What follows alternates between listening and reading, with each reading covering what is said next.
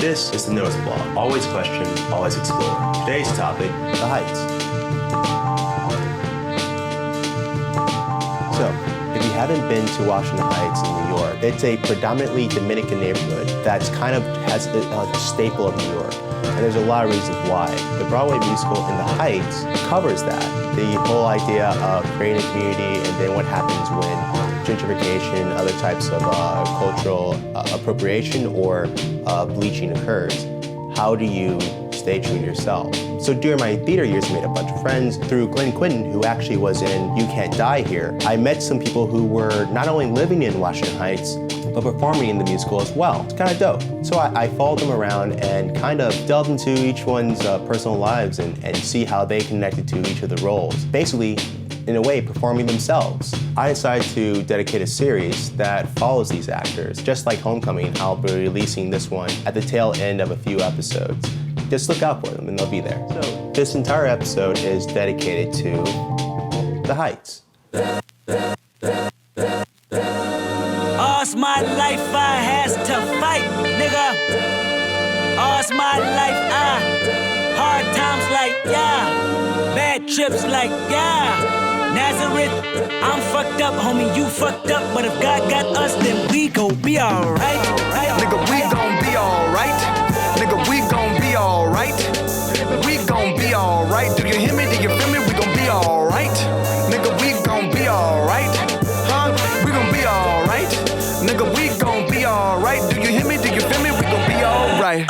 And when I wake up, I recognize you looking at me for the pay cut. Bahamas, I be looking at you from the face down. The Kardashian-Jenner sisters get a lot of hate for supposedly having no skills. You don't sing, you don't dance, you don't have any talent. Kendall Jenner is also here. I'm not exactly sure what she does.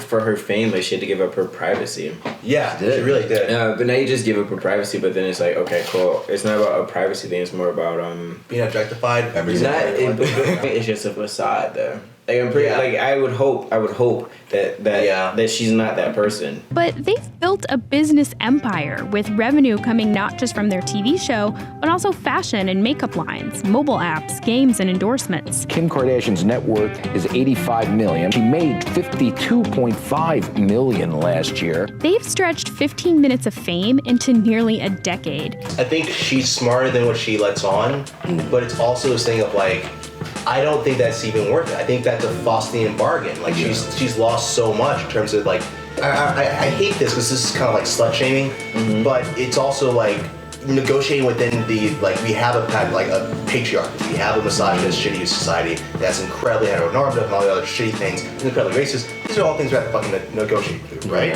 So at the end of the day, like, I may have a problem with someone like basically saying like, oh, you're very articulate for a black guy, blah, blah, blah. But at the same time, I hate hearing that.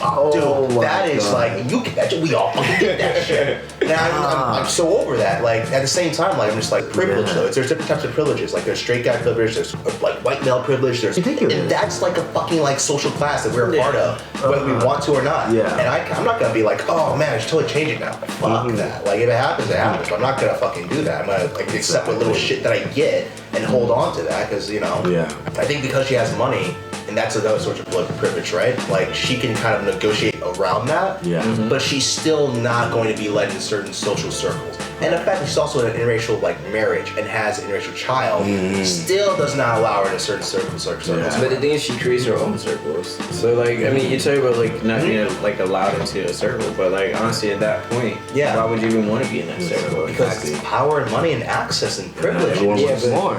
She wants more. You can't stop. Why would you not? Like, it's the same thing as Oprah not being allowed to shop at the place.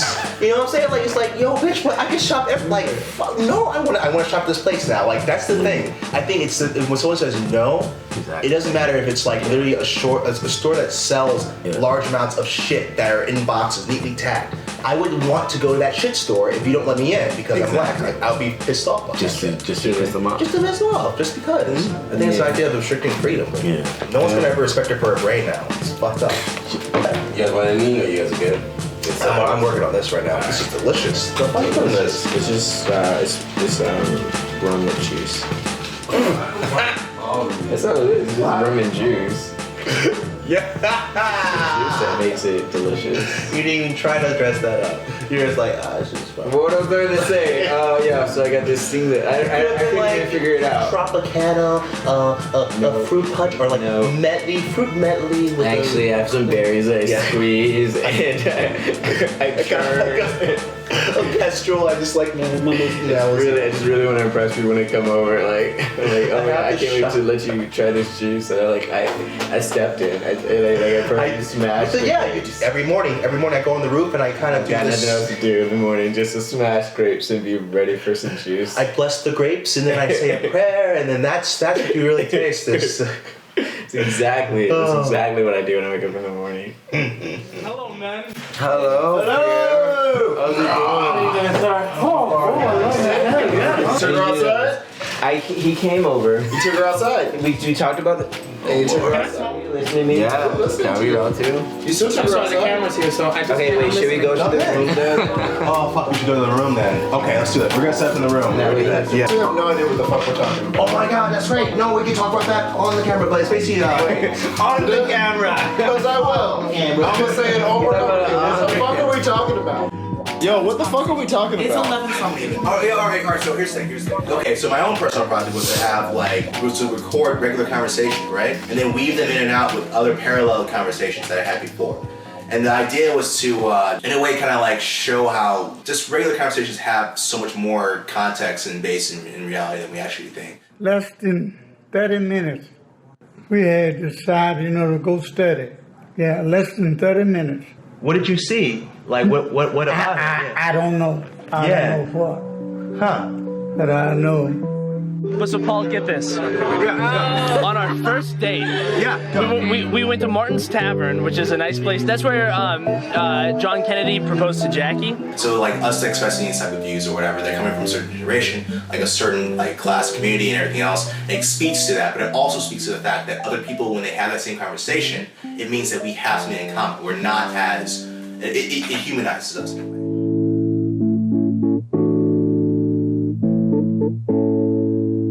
Like that's how it is. Like everything in life can be broken down into those type of complex images and understandings, but we don't like to think that we're doing that. And I think like when it comes to that, when we can see that other people are having certain conversations, it does something to us. This is actually like for ethnography, which is fucking amazing. There's an ethnography course that I'm taking or whatever, and like. Okay. It's not like explain that.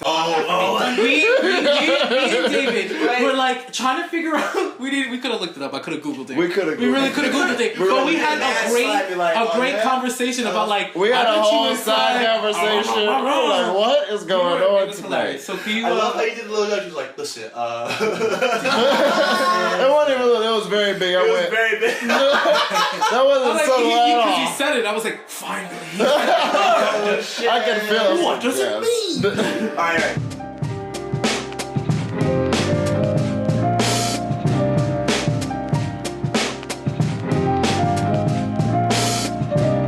So look up like someone else look up like racist black cartoons. You can look at the political cartoons, and I think those were all like late 1890s and shit. Basically like, a few years after slavery, Reconstruction went down, and they're like, well, these guys are lazy.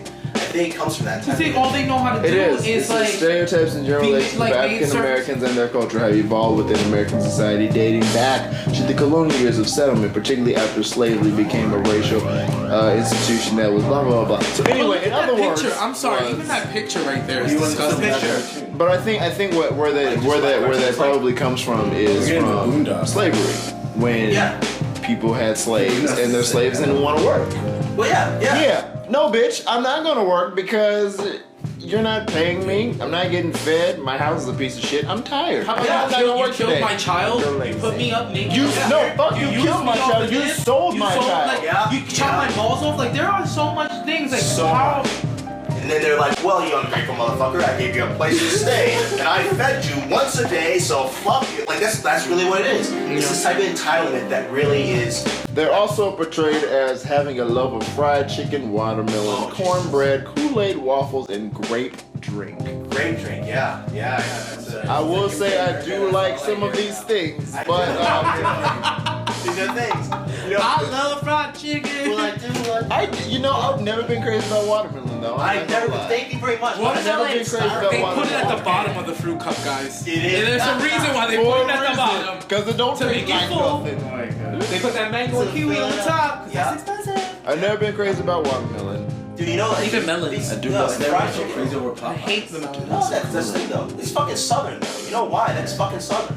You gotta love some Kool-Aid. Who don't love I like the Kool-Aid? grape. Even white people like Kool-Aid. Even the blue White black people love lemonade Kool-Aid. blue No, raz. love Kool-Aid. White people love Kool-Aid. They love Kool-Aid. They put Kool-Aid. Yo, they love cornbread. Like, They dye their hair to Kool-Aid. Actually, yeah, that is possible. It's like you could dye your hair with Kool-Aid. That's how bad Kool-Aid is for you. That you could put it in a little bit of water and put Mac Kool-Aid in and dip your hair in and dye it red or blue or purple. And it will stick to the blonde people's hair. It will stick. Maybe not for a long period of time, but you gonna have 2 weeks. You got a ombre going on. Like, with it. Some what was it? No, alright, what the fuck was that? Oh no, that's all fucking southern culture though. That's what's funny about it. I mean, think about the Great Migration, right? I mean, that is Southern culture because that's where black people were settled. Exactly. That's where slavery was. So of course, so ask a white person that lives in Georgia whether or not they fucking love fried chicken. They'll be like, yes, sir. Hell yeah. All day, collard greens and all that shit. They eat the same fucking thing. However, it's ascribed to black people because it's a class thing. Yeah, I right? think about some of our coworkers. It's a class thing. It is a class. That's what it is. It's a It class really thing. is. Really? People like to say that race. Okay, I was about to agree with you, but I was like, wait, what? It's class. It is. It's totally a class thing. It's fucking tied to it. It's like blackness is associated with second class, that's how.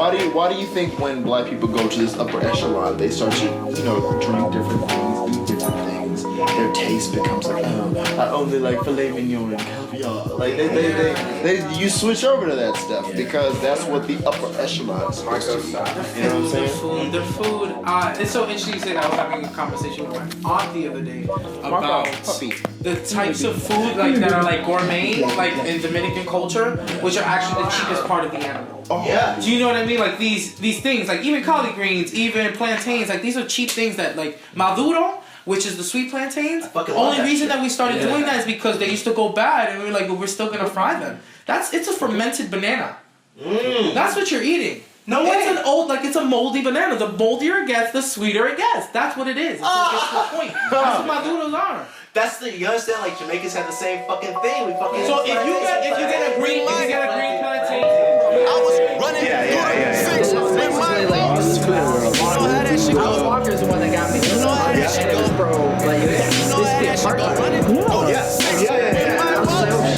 You know how that shit go. You know how that shit go. You know how that shit go. Running through the 6 with my woes. Yeah, that shit's hilarious. With my woes.